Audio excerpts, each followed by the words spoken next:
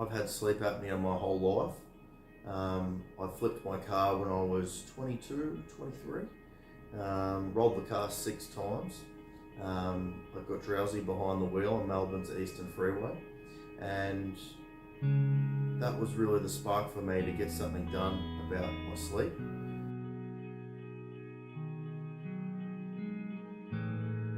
It's our mission to really make sure that we can get as many people around the country as possible to get a good night's sleep. We've developed systems that patients can access this care quickly, affordably, and effectively as well.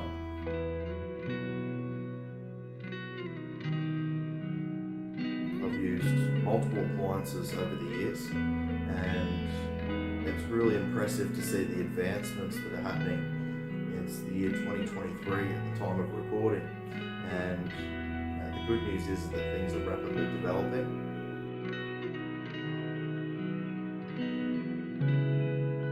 The CPAP machine was actually invented in Australia. It was invented in 1980, and it's absolutely remarkable just to see the advancements that have been made, and it's an absolute pleasure, speaking from personal experience, to be able to really get these new products, proven products, out to the market that just change so many lives.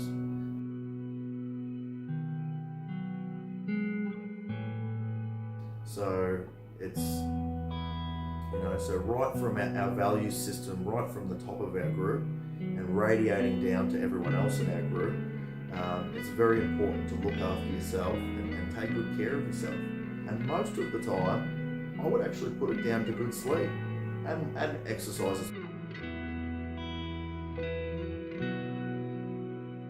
And most people aren't aware that they've got snoring or sleep apnea. So one of the first questions that I tend to ask people is, do you get a broken sleep? Do you wake up feeling refreshed?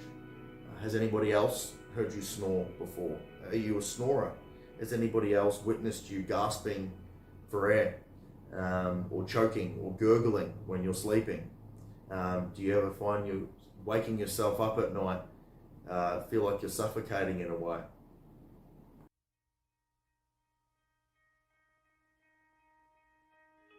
And if we think about this from a holistic sense, if you've got snoring, there's a high chance that you've got sleep apnea. A large percentage of patients that do snore have sleep apnea.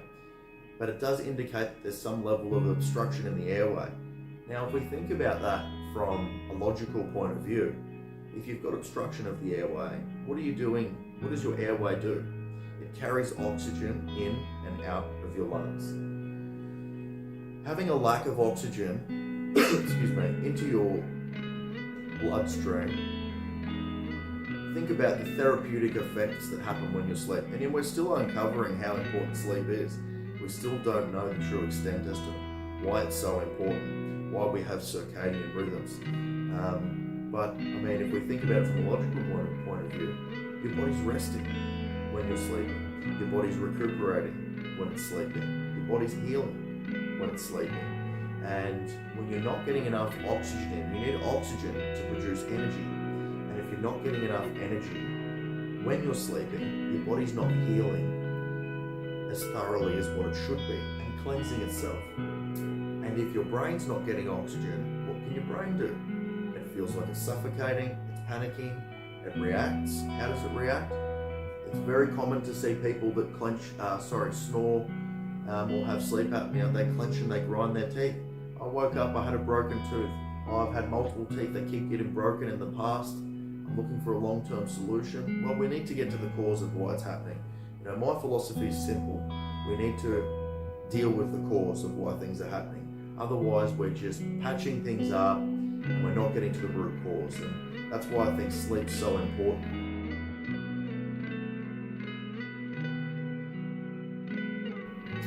So, there's many other knock-on effects of getting poor sleep. And one of them also is, your blood pressure spikes up.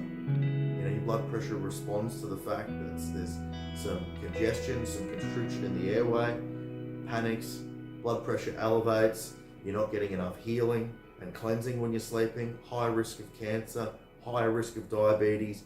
Your body's immune system isn't therapeutically healing itself like it should be every 24 hours.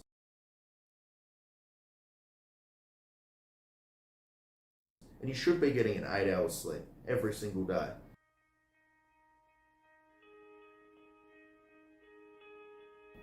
It's underpinned by a fantastic product, and that forms the fantastic product and service that they provide forms the basis of everything else. And that's how your staff can leave work feeling satisfied, really with a good day's work, that they're legitimately adding value to the community and helping people's lives. And that's what it's all about. And that's why not just myself, but the entire group and all of our team members are so excited to really have an impact and really feel good about the work that they do.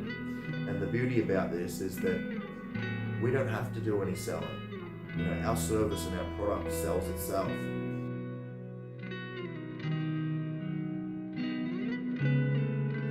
Speaking from personal experience and being a personal user, I know how many lives this changes, and it's just so exciting. And I want to do a face-to-face video here because I just really want to communicate my excitement on behalf of my group to bring this more widespread into the community. And we're really covering all angles, we're covering all bases, and we're not done yet. And we're always looking for feedback, we're always looking for ways to improve. Feedback is incredibly important to us.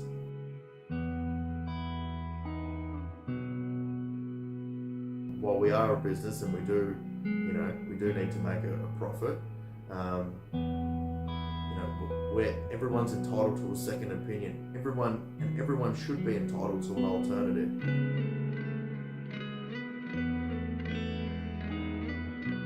There's something that upsets me a little bit, something I've been dealing with the last 8-9 years as a dentist, is that unfortunately when I've sent patients away to go and get a sleep study done and they go to certain places, I'm not going to name names, I'm not here to point the finger, but sadly most people that are given a CPAP machine are never given an alternative, a chance to try something different. We're not trying to talk you out of a CPAP machine, we're not trying to talk you out of invasive surgery. All we're saying is that everyone's entitled to an option, and that's what we're here for. And our role as health practitioners is to provide our patients with all of the options and the pros and cons of each option, and let them decide, make a decision about what they would like to do with their health.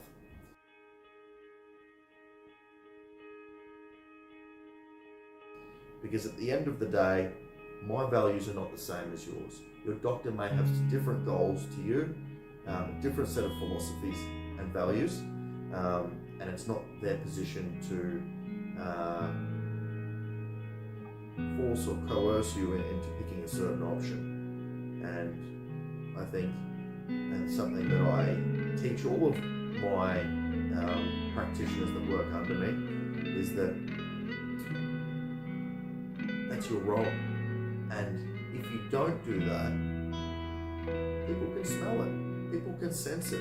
They know whether you're being genuine or not.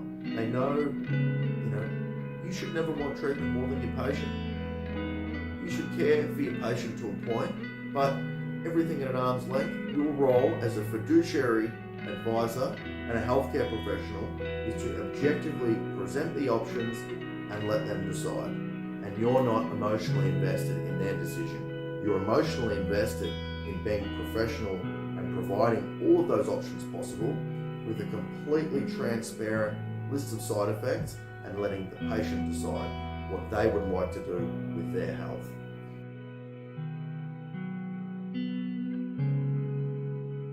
And most of, particularly with sleep, none of it's urgent. You should always take the time to consider your options, and when you're ready, you book the appointment for your treatment to achieve your goals with your health.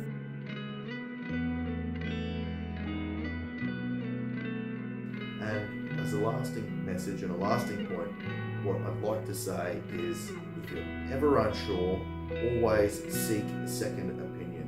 And if you're still unsure, always seek another opinion.